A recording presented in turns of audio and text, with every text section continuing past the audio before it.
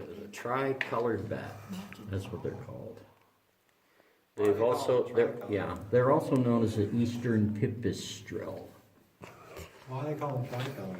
Well, you'd have to pluck a hair, stick it under a microscope, and you'd see that the hair shaft, as you went down the hair shaft, as it...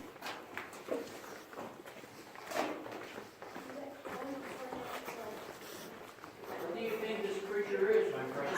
Oh. It is a dog. And if you picture things, you come over here on this side where I am, because you get a better picture over here. It's more photogenic on this side.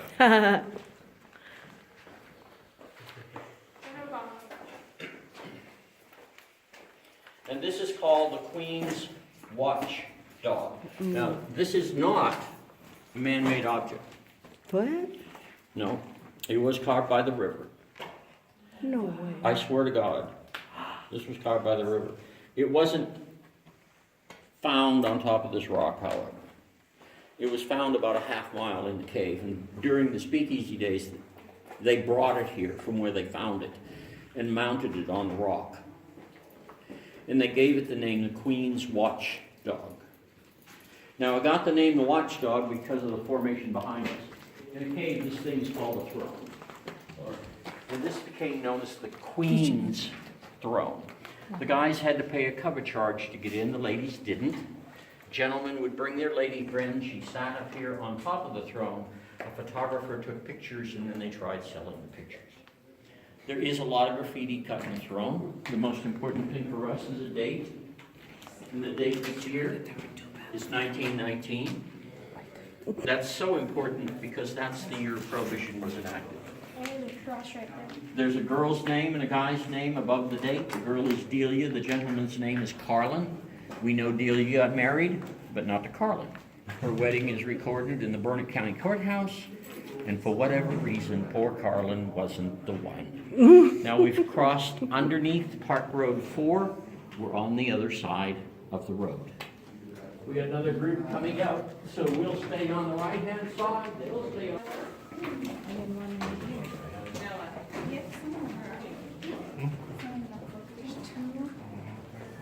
Oh.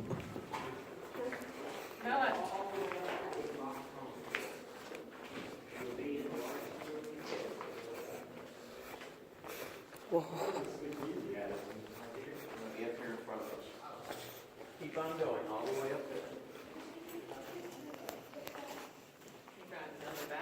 Oh yeah, there's another one right up there.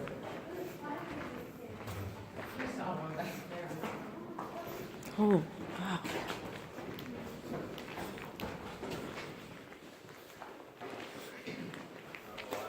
Wow. This is the Indian Council Chamber, floor to ceiling, 38 feet. And the original entrance to the cave.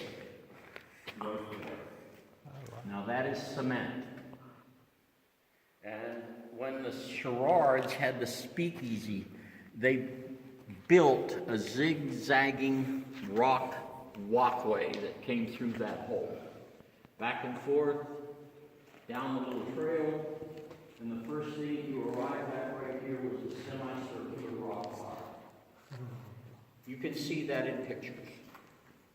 There are collages up in the building where you bought your tickets. You go down through the snack bar area, you'll find those collages, and you can see that zigzagging rock walkway. Now, where we are, there was an Indian battle that occurred. The Comanches had a young girl that they were holding for ransom down here. Her name was Muriel King. She was 19 years old, and the year was 1840. At night, 3 rangers rode over here from Burnett and rescued her. The real importance to the event, however, after it happened, the federal government started building forts all across Texas. The line of forts became known as the Dead Line. You went beyond the forts, you entered into Comanche territory, and you probably wouldn't have returned. The Comanches got along with no one. They thought that the reason for their life was war. And that was as close to a religion as the Comanche Indian had. Up in front of us is going to be the area for the dining hall, the dance floor, and the bandstand.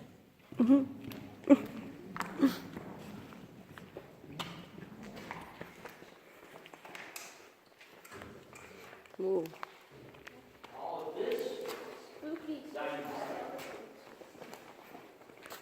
The dance floor was in front, the bandstand over there. The flooring, all done in wood. What? They couldn't cook food in here. Smoke from a cook stove was made unlivable, so they built a kitchen up there. Ropes had baskets attached.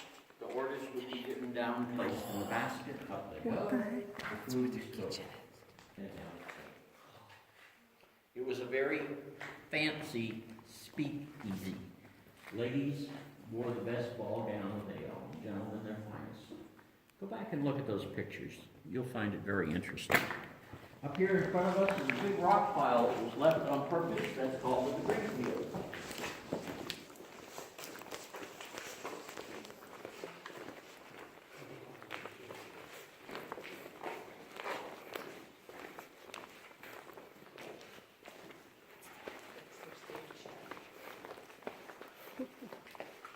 What was their stage?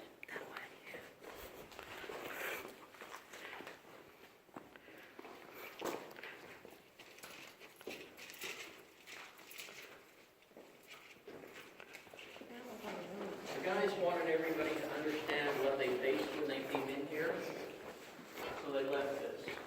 That's what the whole cave was filled with, stuff like that. Oh. They cleaned it out using pickaxe, wheelbarrow, shovel, doing a lot of blasting to turn the big stuff into little stuff. They were 17 to 26 years old. They were paid $1 a day, $30 a month. Wow. At the end of the month, $25 was taken out of their pay and sent home.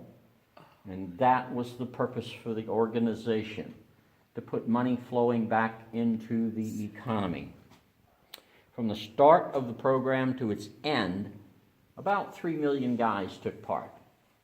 It came to an end in 1942 when the United States entered World War II. Around the corner is the Ranger entrance, where the 3 Rangers came in to rescue Miss King.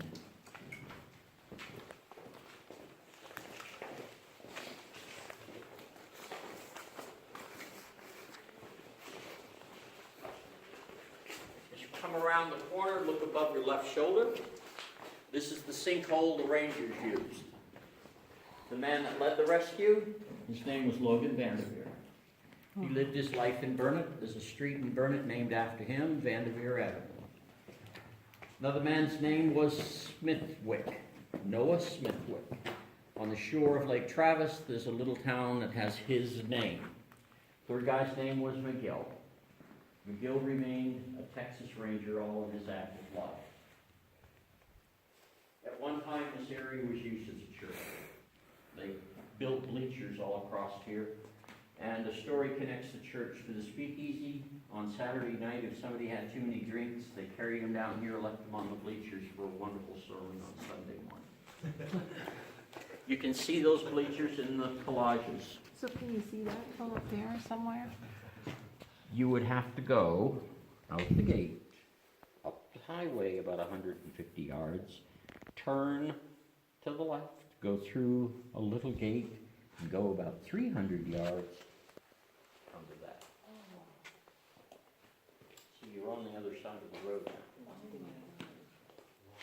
The cave actually goes towards Burnett. It doesn't go down over the hill to East Lake. If you look down here, look at the face of the limestone. Those big holes are tunnels. And the tunnels come up out of another cave layer below our feet. About 20 feet underneath of us. There's a whole nother cave layer. Jeez. Now down there, we do wild cave tours. That's where it is. Okay. Yep, you have to have a helmet, headlight, elbow pads, knee pads, gloves. And for 2.5 hours, you're pretty much crawling on your hands and knees. Oh, no. Nice. Some of the rooms are partially filled with water, and you get to slosh through the water. Water, 50 degrees. You don't come out looking like you did when you went in. Let me put it this way. Makeup isn't even something you girls would want to think about if you did that. Just forget it. You'll have your own makeup. Mud Sure. makeup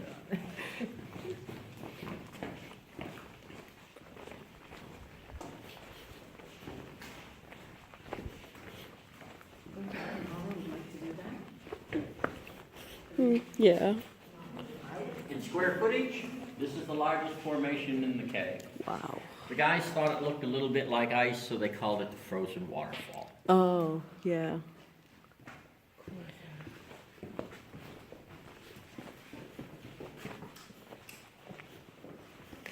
There's two stories that go with this room up here. This is called the powder room. During the Civil War, Texas was a member of the Confederacy. The Confederate soldiers that came here to the cave, they came here for a purpose. They came to make gunpowder. And there's only three things that you have to have if you're going to make old-time black powder. Charcoal, sulfur, and nitrate. Now, nitrate is what blows up when there's a spark. So that sets it off. Oh, wow. From the top to the bottom, if they're connected, they're called a column. The wavy rock, that's drapery stone. Mm-hmm. And the little pointy things, those are soda straws. Soda straws are hollow, and it's down through the soda straw. That the water Cool. out of the limestone. Now, if you were a bat, that would be a porterhouse steak. Ooh, look at Cave that. cricket. They're not crickets that live out above and then come in the cave. These things live in this cave. And they are not nice. They will bite you. Oh, okay. And I'll they'll just also stand right here. They will also eat each other. Can I hold it? I've watched them before. If you're a little cricket and you get around a big cricket, you might end up as lunch. They will. They'll attack somebody.